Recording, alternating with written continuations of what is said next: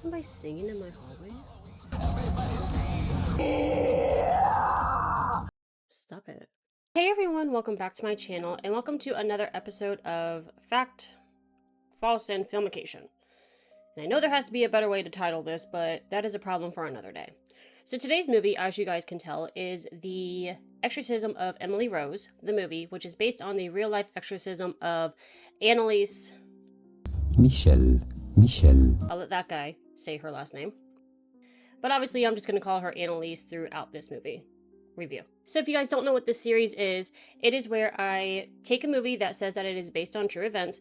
I do a bunch of research, as much as is available to me, and I pick out what is fact in the movie, what is absolutely false, and I take what I'm calling filmication, which is something that technically happened, but Hollywood kind of zhuzhes it up to make it way more extravagant than what it actually was. Before we really get into the movie review, if you guys like sporadic game reviews, if you guys like inconsistent uploads, consider subscribing. My job does take a lot of time, so YouTube is very much a PR and hobby of mine that I do like to do in the free time, and I love making these movie reviews for you guys, so go ahead and hit the subscribe button if you wish. As mentioned in one of the little pop-up caption card things, any articles that I use are linked down below. And I'm going to be real with you guys, I'm dyslexic. So listening to things is a lot easier for me to comprehend. It helps me comprehend a lot faster because I read at a snail's pace.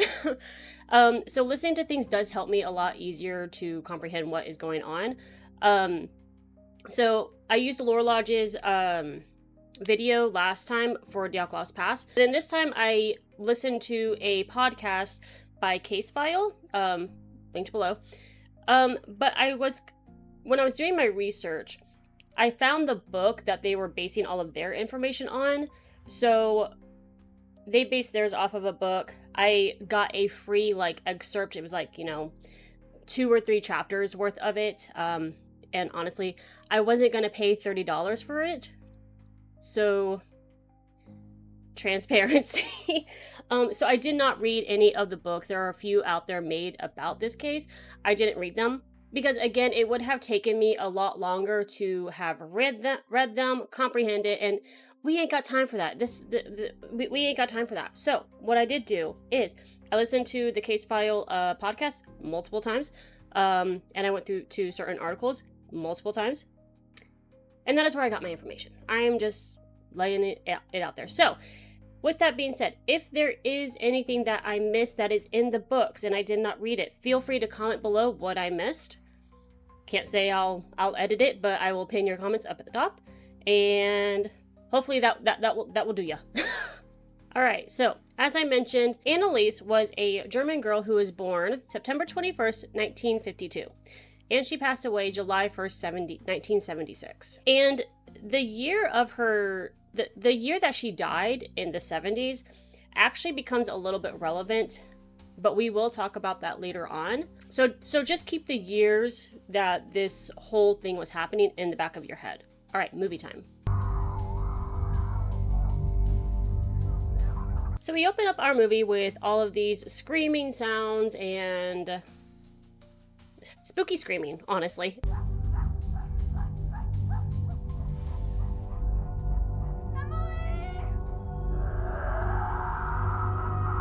And these are supposed to be the actual tapes that were recorded during Anneliese's exorcisms, which are true.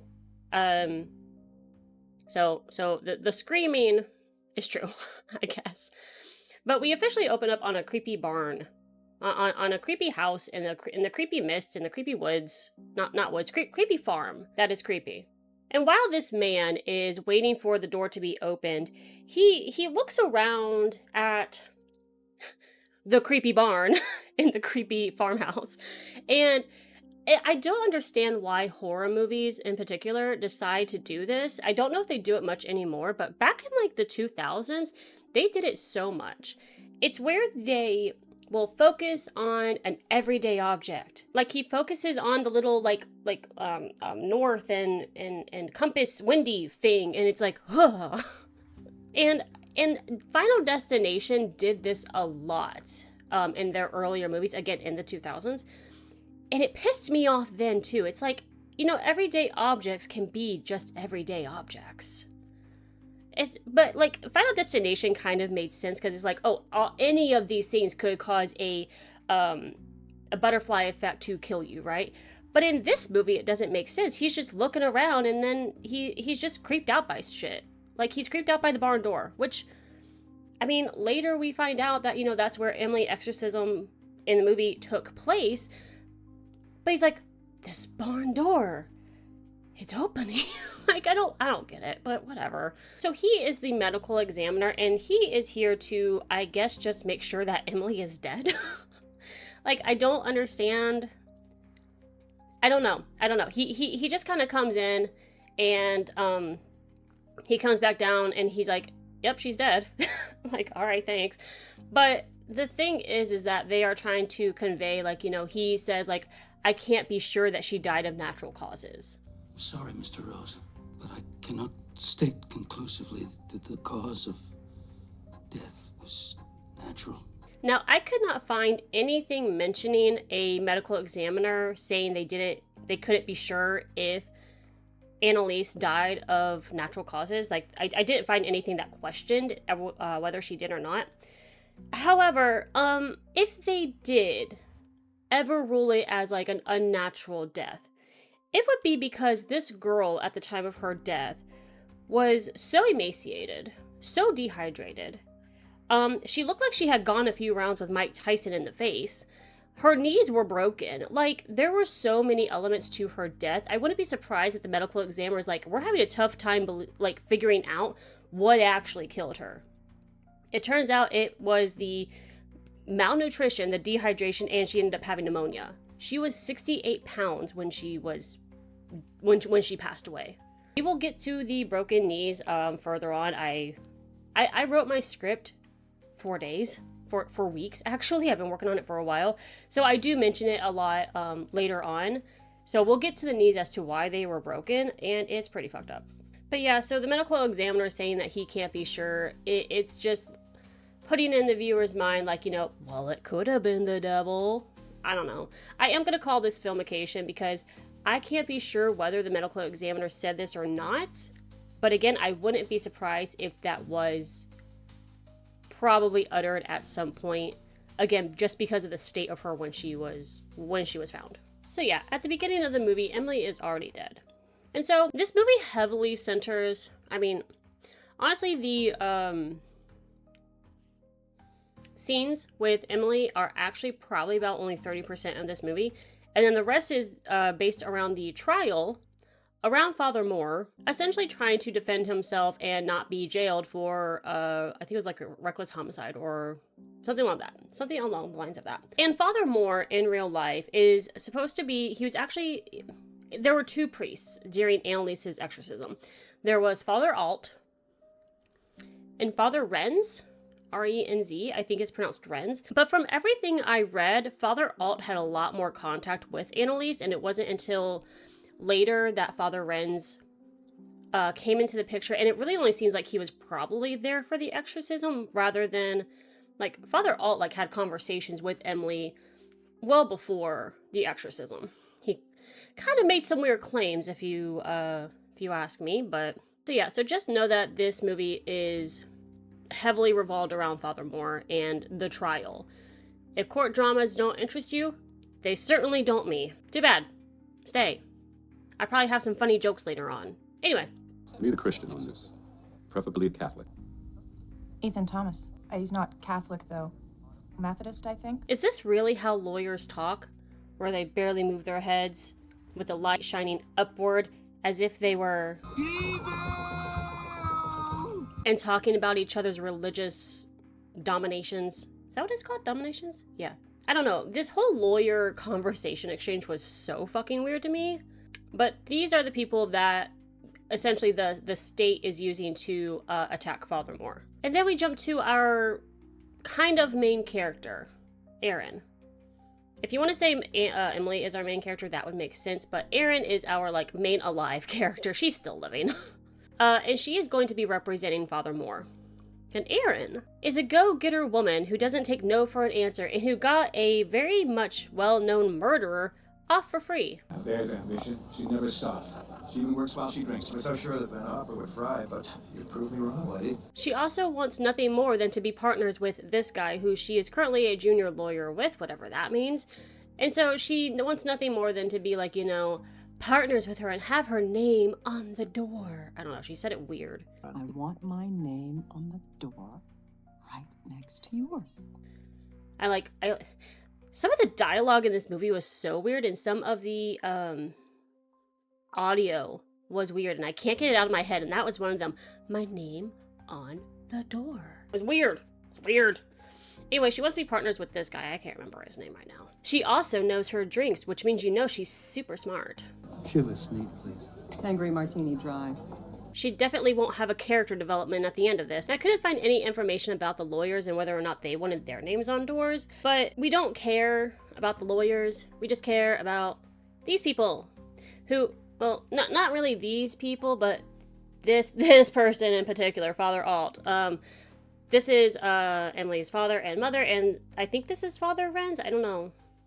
I think this is Father Renz. So just putting that out there. I don't know who the lawyers were. I don't care. However, since this is a movie review, we do have to go over Erin, the lawyer, and this line that she says. If I put James Van Hopper on the stand, he'd be marking time on death row instead of sunbathing on Miami Beach. Now, as I said, she was a lawyer that got a very guilty man off for free, and that is this client that she is talking about, this Hopper guy. And how if he were to go on the stand, if she were to let him tell his story, he would have been convicted, for sure. However, she prevented this, and now he has no jail time for whatever he did. I guess he saved Hawkins too many times from the evil lab people. I don't know, but he did murder people. The bad Hawkins, the bad Hopper, not the Stranger Things Hopper. Anyway, so yeah, everybody praises her for what a great job she did for getting a murderer set free, you fucking bitch. Anyway, he's brought up later, so let's move on. So the head of the Catholic Church specifically asked for Erin because she was able to get this murdery guy off for doing murdery things. And they think that looks great. Because they don't want to be associated with anybody doing awful things. The church. I don't know. Are my subtle hints coming through properly or not? I can't tell. I'm not getting a response from you guys. Anyway, so the Catholic Church definitely has great intentions here. Archdiocese feels his testimony could be an embarrassment. So she says she'll do it. She leaves without grabbing her drink because she's a boss babe. So Erin goes to speak to Father Moore for the first time. And the guard just puts her in his cell and fucking leaves. Alright. He's good people, I guess. So let me explain our dilemma here. Our dilemma is the church who hired Erin, who's like, hey, you got that murderer off? We like that. Get our murderer off. They don't want Father Moore to testify. They don't want him to say a word. They just want him to sit there, look old, and be quiet. However, Father Moore wants to testify because he is adamant about getting Emily's story out there. For the whole movie, that's all he wants to do, is tell Emily's side of the story. Since she's dead, she can't speak. That's all he wants. Trade in the media? I don't care about my reputation. I'm not afraid of jail. What I care about is telling Emily Rose's story. He even said he doesn't care about going to jail when Erin is like, but you'll go to jail. He doesn't care about that. However, because the Catholic Church does not want him to testify because they'll lose money and followers, but Father Moore wants to testify, Erin has to lie to Moore and ultimately say, all right, I will let you testify if you let me represent you. If I let you defend me, will you promise to let me testify and tell the truth about what happened to Emily? All right, then I'll let you tell her story. So now that we're moving on, Erin goes to Emily's house where she meets her mom and probably all the other members of her family, and her mom mentions that she wanted to be a teacher. My mother, she raised me alone. She was a school teacher. What a wonderful thing to be. That was Emily's dream. Which the podcast says was true. I couldn't find any other articles saying that it was true. But I want you guys to keep in mind that most of Emily's story doesn't really start until she starts experiencing the possession aspects, her seizures eventually. So a lot of her early life, other than like the big moments like religious parents, strict religious parents, that kind of thing, all of that wasn't really talked about in the articles. However, the podcast said that she did want to be a teacher, so we'll say yes, she wanted to be a teacher. It's okay if that one detail is wrong, I guess. But I couldn't find anything about loving cats. I couldn't find anything about wanting to bring strays home, that kind of a thing. I think they were just trying to make Emily, be the most caring and giving person that they could have made her be in the movie. Now, her mom says that Emily was a happy girl. My Emily was so very happy. And I read that Anneliese probably had a deep hatred for her mother because her parents were strict. We'll get into some of the things later on when I kind of do like a big recap of Anneliese's life and death. But it was possible that she hated her mother for some of the things that her mom did or allowed or forced upon her. But despite her being in a religious household, she did have friends. She eventually had a boyfriend, Peter, who did stick by Anneliese's side until she died, which I think is great. Good Peter. We need more Peters in the world. But back to the movie. We see Emily getting a scholarship to go to the university. And this might be where my cultural differences start to show. My apologies. Because this movie is based in America. So in America, typically how you pay for college or universities is either through loans, which would require you to have money to pay back, which Emily/Anneliese did not have. They were pretty poor in both aspects. You could get grants, you could get scholarships, or you could pay for it yourself, which again was not an option for her. So I don't know how German's college system works over there. I am not sure how scholarships work. I don't know if you need a scholarship to go to university. I don't know. So what I'm getting at is that I don't know if Anneliese had a scholarship to go to the university or not. I also don't know how old you had to be to go to a university. I only mention this because Anneliese's first epileptic seizure happened when she was at school, which is all I could find. I couldn't find any information if it was at high school or if she was at the university. So the movie has her first experience happening while she's away at the university. But in real life, Anneliese had her first seizure at school. It was witnessed by her friends. So she was at school. I don't know which one it was. That's the only reason I mention all that. And she was also only 16 years old when she had this. So again, I don't know if you are able to go to a university when you're younger in European countries. Because typically for Americans, it's after you're 18, usually after you've graduated high school is when you go off to university. I don't know. So those are just things that that articles didn't elaborate on because they would have no reason to, and things that I just don't know about. We're moving on. So Erin is at the bar again. I guess that's the only place she spends her time, where she meets Ethan Thomas, the sexy man who voiced The Shining's audiobook, which I have listened to multiple times. I love that book. But this scene that they have together is super pointless, and it really just shows that Erin's just beginning to doubt herself. And ultimately, it was just Ethan being like, if your client doesn't, I don't know, say he's guilty or whatever, I'm gonna go with him full extent. And she's like, all right. and then he leaves. So, all right, it was super pointless. We cut to Erin doing her research, and we can tell she's taking it super seriously considering she has the same little sticky note about the same doctor twice. The only difference is one says neurology, the other one says psychiatry. And then she's just like, I give up. And then she starts to drink wine and watch TV. So we can tell that she's taking this case really seriously. Then we cut to her being asleep, and her wristwatch stops at 3 a.m. And this is one of many 3 a.m. Tropes in this movie.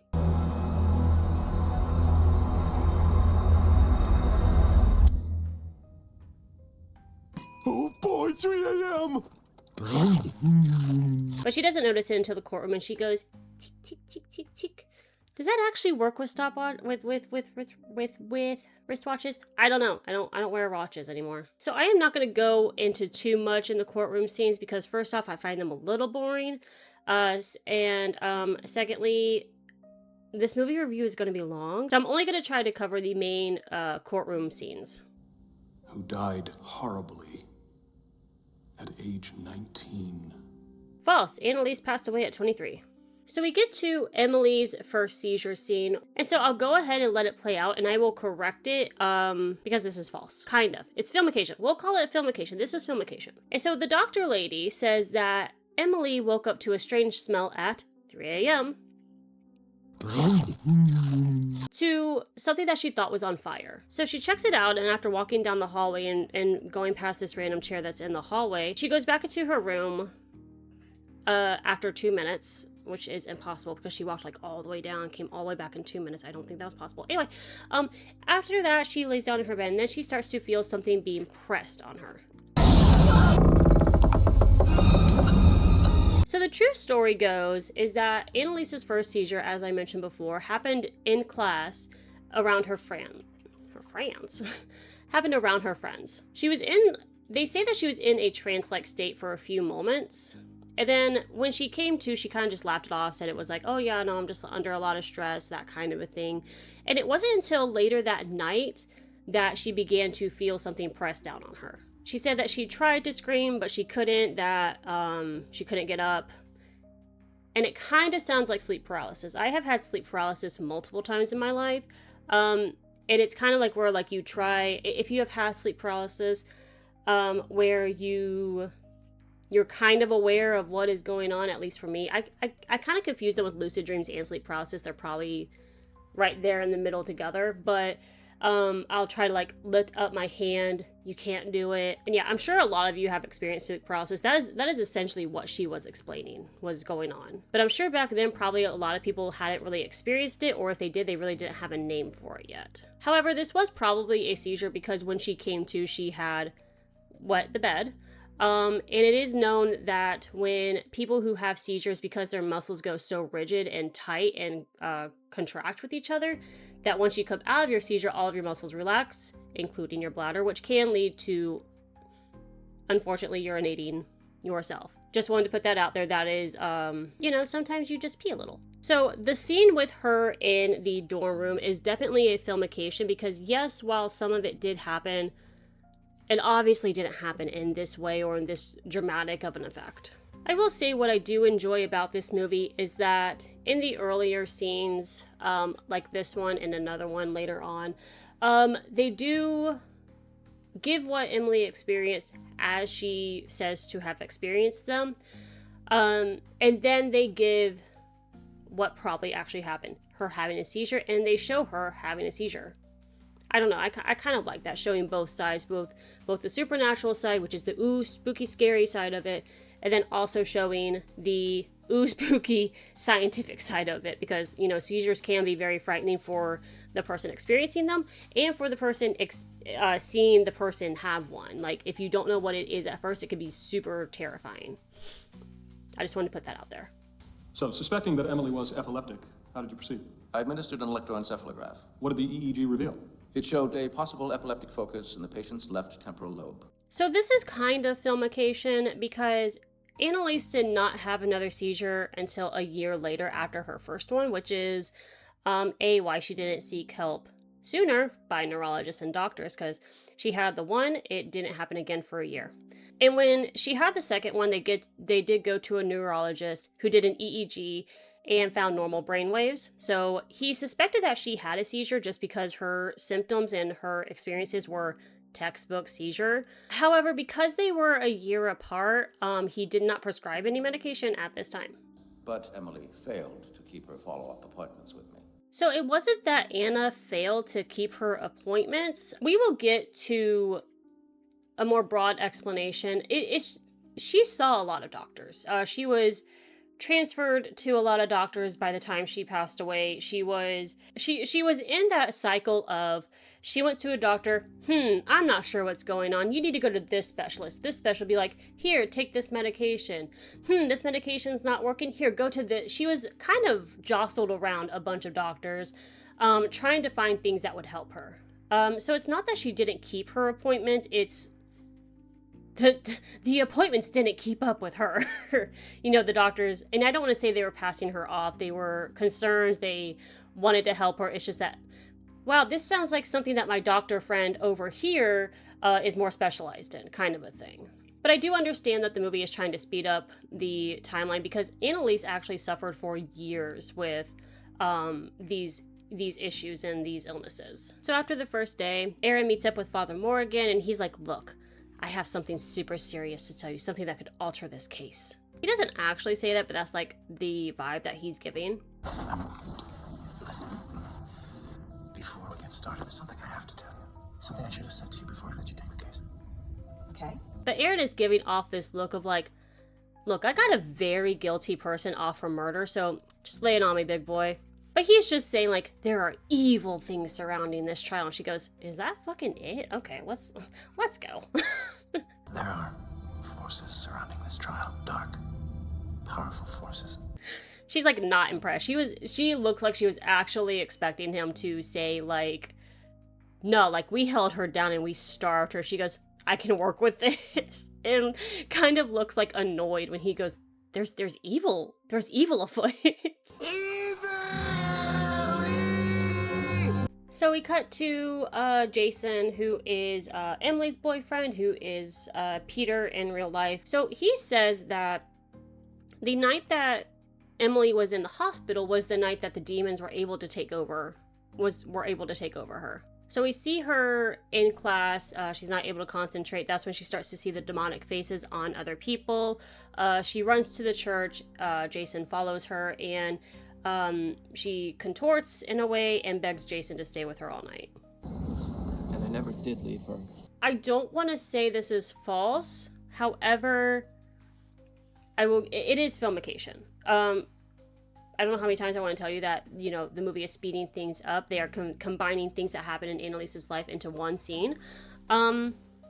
So Anneliese was in a hospital eventually. She developed, I think it was pneumonia and tuberculosis. She developed all of the things after a tonsillectomy. So she was in a hospital for a little bit of time. And the other patients did not like her. They said that she was very stuck up and they constantly called her snot nose.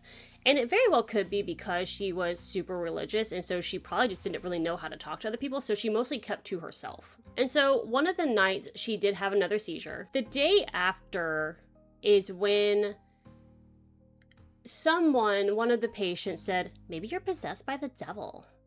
They 100% said it like that. And there is a bigger scene to this in real life that Anneliese was experiencing that they represent later in the movie. It is a very big scene, so I don't want to go ahead and like jump all the way because it's at the end. I don't want to jump all the way there yet, but keep in mind that she was in a hospital. She was surrounded by other girls who didn't like her, and one of the girls said, maybe you're possessed by the devil. However, Anneliese started to see, again, one of the other doctors after this hospital stay, which did help with the seizures. However, this is when she started to see demonic faces, started having hallucinations. I had to do some pumpkin rearranging because this is too fizzy. Oh no, this is too fizzy. It's making me burpy. I don't like it. So we cut to our favorite lawyer, Aaron, who is sitting at the same bar, the only bar in town apparently, and a new story comes up about our old friend Hopper. Can you turn that up, please? Police say James Van Hopper murdered a young couple earlier today. And it literally says, Hopper strikes again. So yeah, that murderer that she got off, he went and killed somebody else. Shocking, I know. And she's sitting there watching it. And she just kind of has this look on her face like, oh my god. But I'm sure it's just those pesky evil forces that Father Moore was talking about. Hey there, demons. It's me, your boy. Erin is woken up at 3 a.m. That is trope number 3. Oh boy, 3 a.m. Because she thinks that someone is in her house. Maybe there is, we'll never know.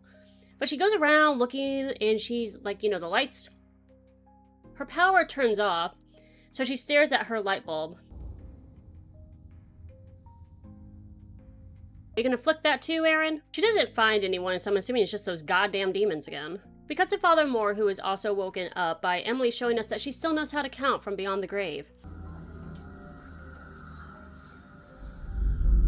He goes up to his cell and he sees a dark, mysterious figure who just wants to start playing peekaboo with him. Because he's like, ooh, here I am. Oh, no, I'm not. Haha, just joking. The next day, Erin is late because the demons kept her awake, I guess. Is that what we're doing, demons? Are we making our lawyers tired so they can't go to court? They can't win the trial if they're not in court, right? The courtroom has had to wait for Erin for 17 minutes, our lovely judge reminds her. And meanwhile, the prosecution had... I'm sorry, it's not funny, but... I mean, it's not real, so... The prosecution had just Emily's dead face on a poster board there for 17 minutes, all in 6K, just staring at Emily's dead-ass face. It's like... I'm sure this is great for everyone to fucking stare at. Like, Jesus. So on this episode of Lawyer vs. Lawyer, we have the doctor who prescribed Emily Gambutrol, which is a fictional drug. And this is where ethics really starts to come into the picture. So I ask you, YouTube viewer, would you tranquilize somebody, force feed them, and if whatever is happening is still happening, would you give them electroshock therapy to somehow make the mean old demons go away? I would have tranquilized her and force-fed her. And then, if necessary, I would have treated her with electroconvulsive therapy. All in an effort to save their life. Argue about it in the comments. Ultimately, it's an ethics question. It's supposed to make you think. Ultimately, patients have a right to their care.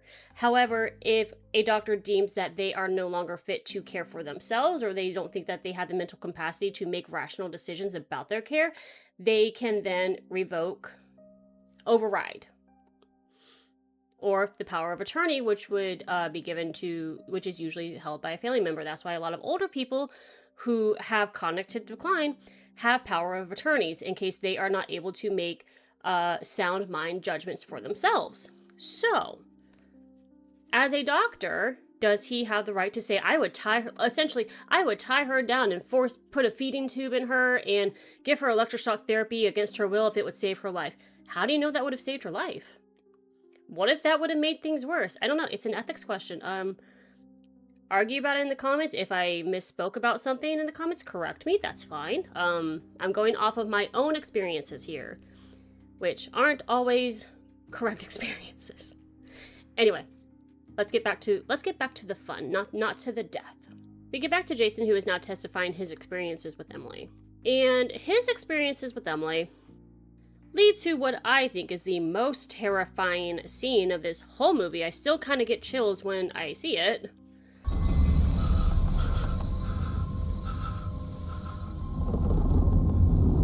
So this is when the father says that Emily was taken from school and returned home for the remainder of her life. And I don't know if this experiences with real life Peter ever happened. However, I can't say that it is no way it couldn't have happened, because again, this was happening for years. It's very possible that Peter saw Anneliese in a state of one of her seizures, one of her epileptic seizures. However, obviously, because the movie is trying to make this super demonic, I imagine that the position that Jennifer Carpenter was in, Emily, was probably super filmication. So I'm calling this creepy ass scene filmication. So this is when we get Emily's father's testimony, and this is when Father Moore officially comes into Emily's life.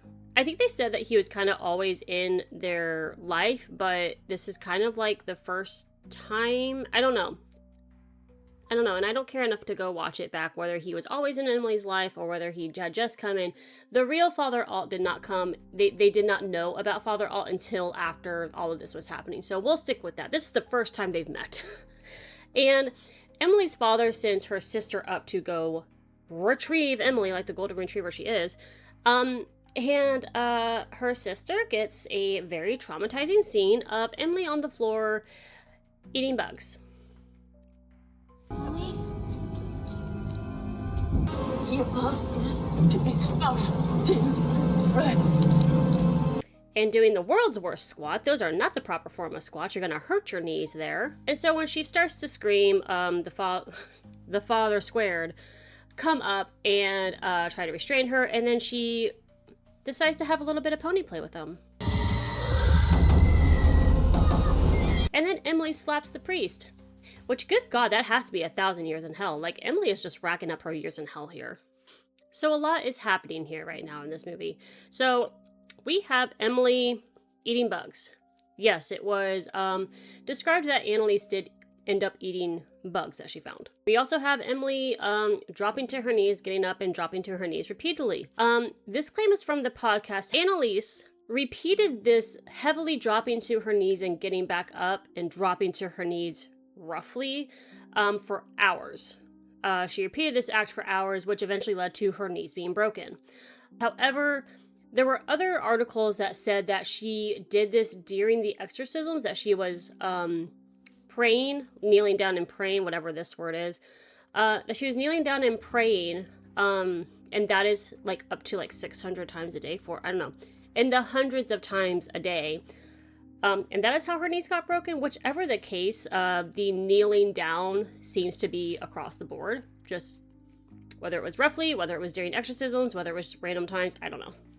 And in addition to eating the bugs, it was also reported that she was under a table barking at people for 2 days.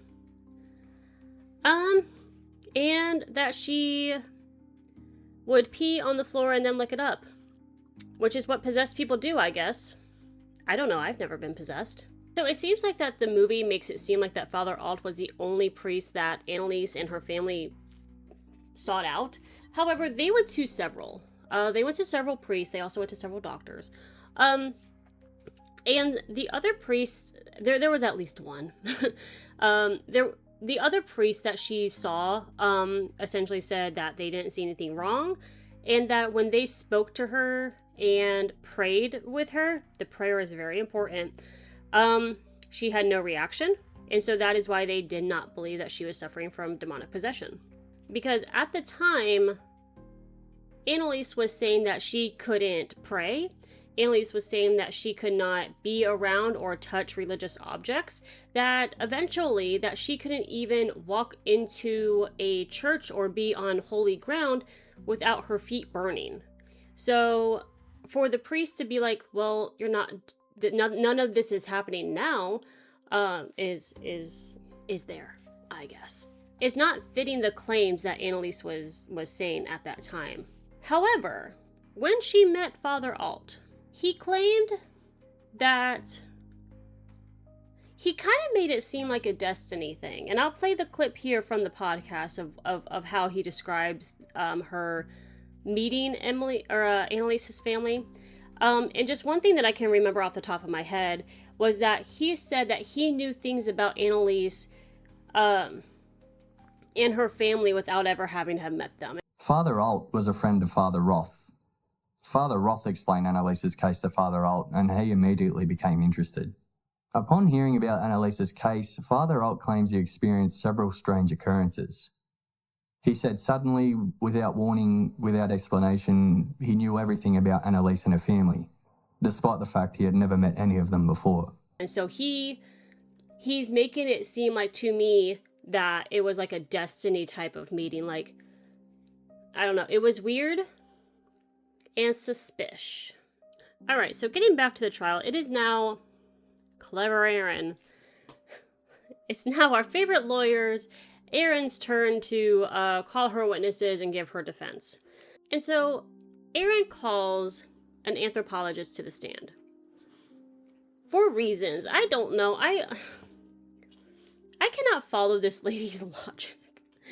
To be honest, she's talking about how maybe Emily was a sensitive and essentially a medium, and that is why she was possessed, because she was more easily possessible, and I don't know. I believe that Emily Rose was a hypersensitive. This is just dumb. If I'm being honest, the movie to me did not make it clear as to why this anthropologist needed to be put on the stand.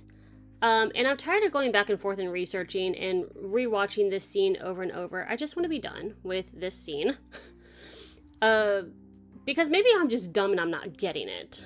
But this, I will let kick-ass lawyer Erin tell you why she decides to let this woman be on the stand. Maybe they see possession for what it really is. Maybe we've taught ourselves not to see it. I'm saying maybe we shouldn't just try to invalidate the prosecution's case by punching holes in the medical record. Maybe we should also try to validate the alternative. But ultimately, this is false. There was no anthropologist that took the stand. However, there was an anthropologist who wrote about the trial later on, including a bunch of other books about demons. I've got a doctor who wants to testify. He's an eyewitness, Aaron. He was there. He was at the exorcism. There was no doctor at the exorcism, just 2 priests. So I just want to highlight the absolute shame that this character gave the father when Aaron eventually finds out that there was actually a doctor at the exorcism. Apparently. There was not, there was only 2 priests. But this man, at the time of this recording, was 57 years old. And he makes me feel like our favorite lawyer, Aaron, was shaming a 7-year-old boy. And I just wanted to highlight that, because I legitimately felt bad for this character when he just hangs his head down and be like, I'm sorry. Dr. Cartwright. Ring a bell? Yes. So the doctor says that he will testify for Father Moore to help him out, and Aaron goes and meets with him. But those nasty evil forces are always at work, and they make the birds fly up, which startles the doctor, apparently.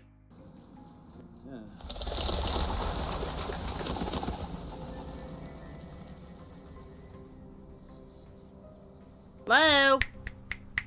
Doctor? Doctor. Yes, doctor. Pigeons do fly. Can we contemplate the wonders of flight another day? A man's life is at stake here. But he never gets to testify. He gets hit by a car right before he's supposed to testify. Spoilers. I guess the devil just really wants this man to go to jail. Alright. It is a different day, and my main light went out, so I actually have a light above me, resting on my computer screen. And I think I actually like it better. Let me know what you guys think. Anyway, let's go ahead and continue. So a lot of things happen, so I'm going to speed run through it. Doctor gives Aaron a cassette tape, and then he runs away after he agrees to help Father Moore testify. Aaron tells Moore, and then she talks about a locket that she found on the side of the road, and the audio hurts my ears during this little conversation. The audio hurts my ears a lot in this movie, especially when Aaron's character talks, and I'm not sure why it's just her character, but... It's a gold locket. But then she also agrees to let Father Moore testify. She goes home, and then she gets spooked out by the cassette tapes that have Emily's screaming on them, which I already told you guys that was a true thing that happened, that there are actual tapes of her and Anneliese's exorcism. Before you could actually perform the exorcism, you had to get the sanction of the church, correct? Yes, I presented my assessment and recommendation to the Archbishop, and he authorized the exorcism that day before I left his office. Obviously, eventually, the bishop did give Father Alt permission to do the exorcism on Anneliese, but the movie kind of makes it seem like that Father Alt kind of only asked once, when in reality, Anneliese saw multiple priests, and they all told her to go get medical help.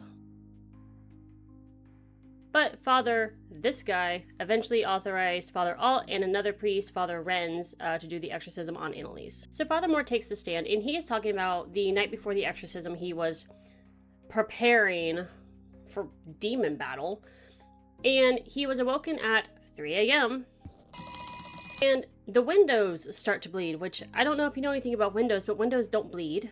They're not supposed to bleed. So he goes downstairs, and he's all discombobulated, which... don't do that. You're gonna break your neck. And when he goes outside, he sees the singing slasher! He says that he thinks that it's the devil, and essentially the devil is challenging him to accepting his battle for Emily's soul. What do you make of this gesture, this nod in your direction? The But the game is on. Alright. So when Father Moore is on the stand, he plays the very famous Anneliese tapes, which apparently are available on YouTube, linked below, which were played in court. This is the exorcism of Emily Rose. Oh, that's why they call it that. This is definitely the climax of the movie with Emily, and in the beginning, Emily is kind of just showing that she can count to 6. 1, 2, 3, 4, 5, 6. 1, 2, 3, 4, 5, 6. 1, 2, 3, 4, 5, 6. And being frustrated that she can't count any higher than that, she decides to jump out the window out of shame and run to the barn. And there is so much screaming. Bravo to Jennifer Carpenter, and how she didn't get some kind of award for this is beyond me. Anyway, she runs to the barn and she is still screaming, and we find out that there are actually 6 demons in her. Give me your name, demon! Names! Names! Wandering to the army of Shashika! Kind of. And that's why she's counting to 6. Cain. True. Cain from the story of Abel and Cain, where Cain killed Abel out of jealousy. Nero. True. He was an emperor in Rome who was known for his cruelty and political murders to get ahead. He also killed his mother and his half-brother. And he possibly caused a 7-day fire in Rome that, when it was finally put out, reignited somehow and burned for another 3 days, destroying 14 districts in Rome. Judas. True. Who is the one who betrayed Jesus. Legion. False. The only reference that I can see to anything being legion and demon worthy was a legion of demons. So, I don't know. Biel or whatever this name was supposed to be. So according to our AI overlords, Biel, whatever. He is supposed to be the leader of darkness who commands legions of demons. So, is it Legion? Is Legion a legion of demons, or is I don't know. That's just all I could find. Anyway. And finally, Lucifer, who was true. And I really don't think you guys need much explanation on who Lucifer is. So 4 out of those 6 demons were apparently truly residing within Anneliese. The only 2 that weren't, like I said, were Legion and Biel, and instead it was an excommunicated priest who is named Fleischmann.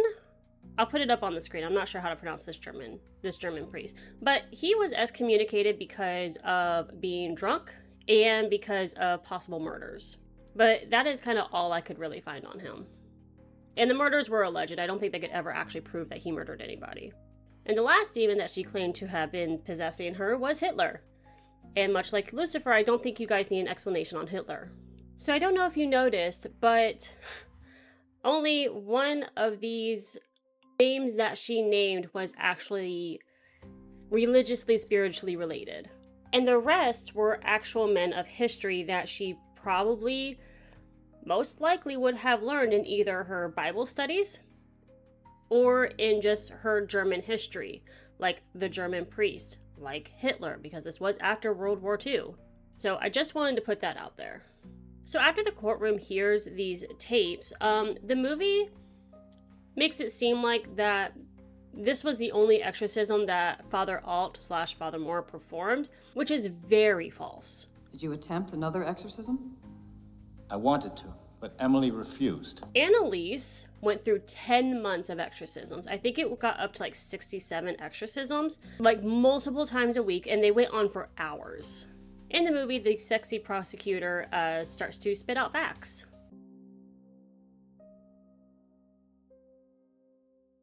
So Anneliese, if I haven't made it clear, was a German girl. So taking away the fact that, the movie makes it seem like, oh, well, Emily took German. That's just the way that they're justifying that. The demons mostly spoke in German. But not only that, it was also reported that she was mostly speaking in German and Latin, which she was also shown to have taken, classes in Latin. One of the fathers, Father Renz, asked her a question in Chinese, and I'm sure it was just a test, and the demons were like, "I'll only answer in German," but I didn't understand that. Like, and that just like cracks me up that was an actual quote. But I couldn't find any more information about what kind of languages Anneliese was speaking other than German and Latin, and it's possible those were the only two languages that she was heard speaking. Cutting back to the movie, this is where the doctor dies because, I don't know, maybe he saw some more birds flying. He's also walking backwards, and how many times do I have to tell you guys to quit walking backwards?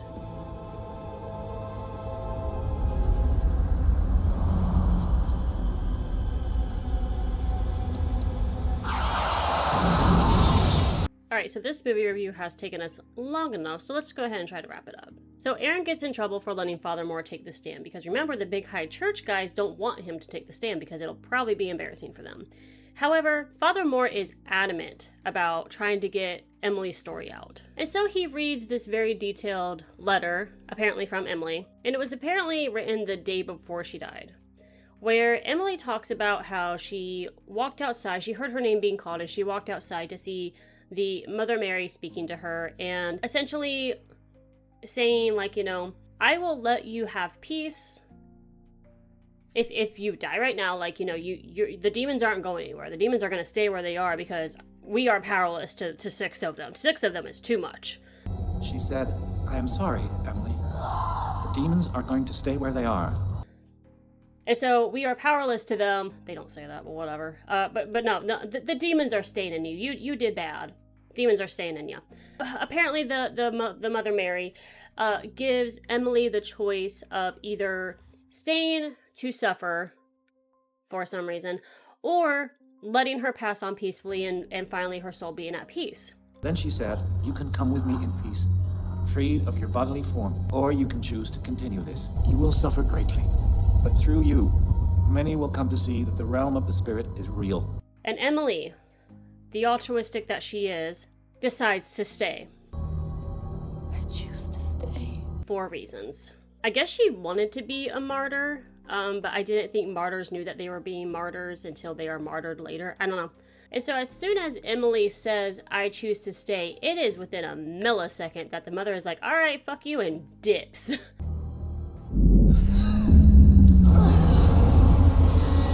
And she is immediately thrown back into her body in excruciating pain. And when she gets up off of the ground, she noticed that she has stigmata. And if you don't know what stigmata is, it is where there are wounds in the place of where Christ was nailed to the cross. So it would be on your hands and on your feet. So this whole segment is false. There was no letter written, and to the best of my knowledge, I could not find any stigmata reports that she was said to have. And we get to the closing statements, and Aaron's closing statement is the absolute worst statement I have ever heard in a fake courtroom drama. Do I really believe that this tragedy is the work of the devil? To be honest, I don't know. The prosecution wants you to believe that Emily's psychotic epileptic disorder was a fact, because facts leave no room for reasonable doubt. But this trial isn't about facts. This trial is about possibilities. The question is it possible? But is it possible? Is it possible? Anything is technically possible. How can a lawyer, a trained lawyer, be like, but is it possible? Anything is fucking possible, bitch. And it just really pisses me off that they chose this to be like Emily's Father Moore's biggest defense. I could probably come up with one better. According to the movie, we're putting Anneliese aside for a second. According to the movie, Father Moore and Emily wanted, well, mostly Emily wanted to try the spiritual route. If you are dead set on this is the route that I want to take, let's take holistic medicine, for example. I work in the medical field. I do not believe that a lot of holistic medicines work. I just don't think they do. But you as a patient have the utmost right to have that choice to go to a holistic medicine route. That is your choice because it is your body and you have the choice to make it. So saying like, is it possible that she was possessed by demons? How about it was her fucking right to not go back to the doctors to stop taking this medication they said that she was taking and trust in the spiritual aspect of it? Unfortunately, it didn't work and she ended up dying. but that was her right to choose. Was that a much better argument than, like, is it possible? I don't know. It really pissed me off that this whole thing was, that this argument was made. But let me know your thoughts down below. We, the jury, find the defendant guilty of negligent homicide. However, Father Moore is found guilty. Will be set for April 3rd. Ma'am, you're writing in an empty folder. Don't think I didn't catch that. But Father Moore is found guilty. However, I do not know legal jargon, so he is technically released as already having time served. So he goes away a free man, which pisses off our sexy prosecutor. So in real life, the two fathers, Father Alt and Father Renz, were found guilty. However, they had their sentences reduced to 6 months probation, which, no. I think it was, they had 6 months to serve in jail and it was reduced to 3 years probation. I don't know how that works, but I think that's what it is. If that is incorrect, I will add it here. But Anneliese's parents were also on trial for the same thing, and they were probably also found guilty, because if one is found guilty, they're probably all found guilty. However, they received no punishment because they had, quote unquote, they had suffered enough by losing their daughter. That is where the movie ends. This is what I think happened with Anneliese. Again, I work in the medical field, and so I cannot in good conscience go against what science shows us. And if something quacks like a duck, if it walks like a duck, it's a goddamn duck 99% of the time. You always gotta leave that 1% in there. That's one thing you'll learn about the medical field. Is it possible? Shut up, Aaron. So, medicine is not what it was. Medicine today is not what it was in the 1970s when all of this was happening. And I think Anneliese, unfortunately, I fully believe that she had front temporal lobe epilepsy, I think is what her official diagnosis ended up being. Totally believe that that was her diagnosis. That was what was going on. Now, what I think happened is that because medicine was not what it is today, I just think that she did not react well to the medications that were given to her. Because she would start on a medication and her seizures would stop, but then that would trigger hallucinations. And she kind of went through a few different combinations of medicine until she finally decided these weren't working and she was going to stop. And that was when Father Alt, all of the other priests came in. Now, the other priests, like I said, wanted her to keep going to the doctors because they didn't think that she was possessed. However, a little history about Anneliese's family was that she technically had an older sister. However, her older sister died when she was 8 due to, I believe it was some kind of surgery. I'll have to find out the details. I will add it here. But it was some kind of surgery that ended up causing her to die. She didn't survive the surgery, or she didn't survive the after effects of the surgery. I can't remember, but I will put in the excerpt here for you. So with this in mind, Anneliese's family already had a type of doubt and distrust in the medical field. And the other thing that kind of relayed a distrust in the medical field for Anneliese was that when she would go to a doctor and they would prescribe her something and it didn't work, she would go back and they would refer her to another doctor. Or when she started having auditory hallucinations, she would go to an ear doctor who would then, when the tests came back negative for things, would refer her to another specialist. So it's like, this doesn't seem like things I'm good at. Here, go to this other person that I know that does do this. This isn't something I can fix. Go to this specialist. Sorry, Jackson moved. So I can see how being tossed around in the medical system gives you a sense of, well, they don't know what they're doing. I'm not getting better. Like, what else could it be? We also have to consider Anneliese's upbringing, being a very religious household. Now, in the free version of the book that I read, I highlighted earlier in this review that it was kind of said that it's possible that Anneliese had some kind of like hatred towards her mother. Because some of the punishments that Anneliese and her sisters experienced were things like sleeping on the floor for some reason, for things that her parents thought that they should atone for. And when Anneliese started to get sick, before she went to the hospital, she started to get sick and needed to stay home from school, she was constantly in the religious field or the religious aspect of her parents. She wasn't able to escape it. And so what I read was, well, what I definitely read and heard, was that when Anneliese and her mother would have probably normal teenage arguments, like a teenage girl and her mother would, Anneliese's mother would just start loudly praying over her until Anneliese stopped talking. So that was what she had to deal with day in and day out. If Anneliese didn't like something and she expressed that she didn't like it, her mother would just start yelling prayers at her. And so she really probably lost her self-identity at that point. And so this is where she then went to the hospital. She went from this environment to a hospital, one with other people, with other patients. And the patients saw her very stuck up. And I don't know if, obviously I wasn't there, but I don't know if she was stuck up so much as probably just not very experienced with really interacting with, I don't want to make it seem like she was raised like, not having any contact with the outside world, but after a while, after having your mother scream prayers at you for making you feel like you did something wrong, again, by sleeping on the floor was just the one example that I could find, after all of that, it can be hard to be able to stir up conversations with people.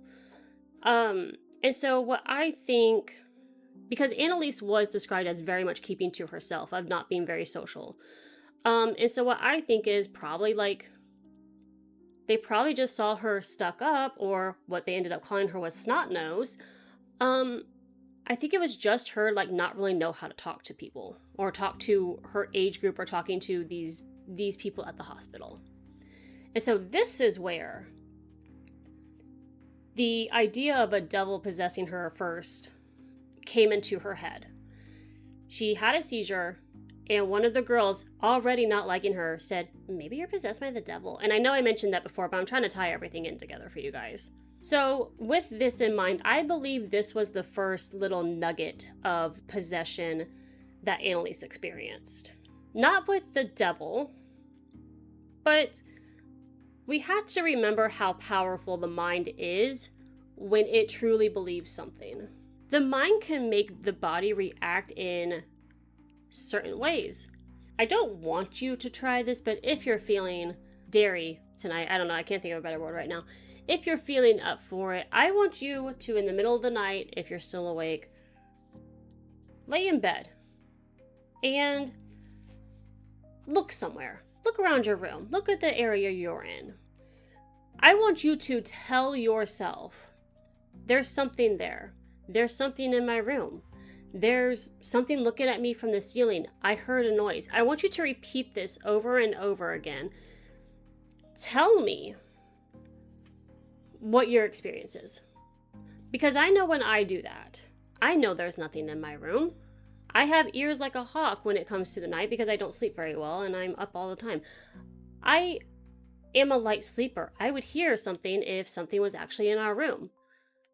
But if I start to have that train of thought and it snowpiles and it gets bigger and bigger, you bet your ass I'm turning on the light to make sure nothing's actually in my room, because that's how powerful your mind is. Your mind can make you think that something is there when you know it's not, because you tell yourself it is. And so with this in mind, I think Anneliese truly believed that she was possessed by these 6 demons, by these 6 dead men, because I don't think Anneliese had a doubt in her mind that she was. Now, this is the example I gave before is if you already know, like, I know there's nothing there, but if you tell yourself enough, your mind can make it true for your body to react that way. And so I don't believe Anneliese had a doubt in her head that she was possessed, which made her react worse, which made her body react more violently than that. So one thing that I do want to touch on, well, 2 more things that I want to touch on.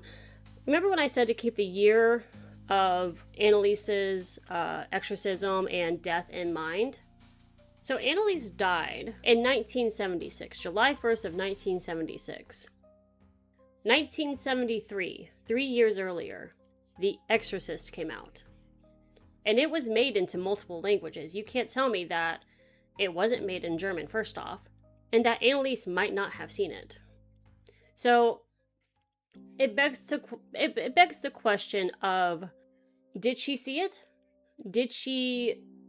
What was this, just another added layer onto fueling her already damaged brain from the seizures that she was having and not taking her medication for, and just everything else? Was it just another layer to add to be like, this happened and I saw this happen, and oh, I have similar things that are going on. Remember in The Exorcist, Reagan peed on the floor and Anneliese was urinating on the floor and licking it up, but whatever. It's just something to think about. And the last thing I want to touch on is the very last scene of the movie with Emily, and that is the Mother Mary scene. Mother Mary, Virgin Mary, I think it's the same thing. Now, this happened, or Anneliese described Anneliese described the Mother Mary earlier on, and I think it was when she was in the hospital. I could be a little bit wrong on that, but regardless, Anneliese did say that she had an experience that she thought was the Mother Mary.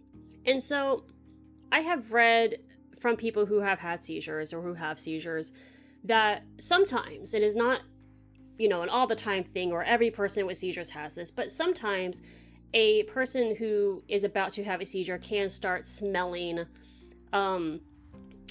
things like burning rubber, or probably other various things as well, or sweet things. And so during this Mother Mary incident with Anneliese, she described smelling violets, and she was in a state of euphoria for at least a day. She said it lasted until the next day, this euphoria feeling, and that she felt the presence of Mother Mary. However, she said that she was never able to feel that euphoria again after that day, and that she was trying to always recapture. That's why she was starting to pray more and so forth and the other. So I believe that is what the movie is trying to portray when they're like, oh, well, Anneliese/Emily was talking to the Virgin Mary. And Anneliese did mention, or it was mentioned, that when Anneliese could not feel the presence of Mother Mary again, or what she thought was Mother Mary again, that she justified it as she must be busy helping other people, which again can kind of go with, you can suffer or I can take you with me, and Emily said no, so she was made to suffer, kind of a thing.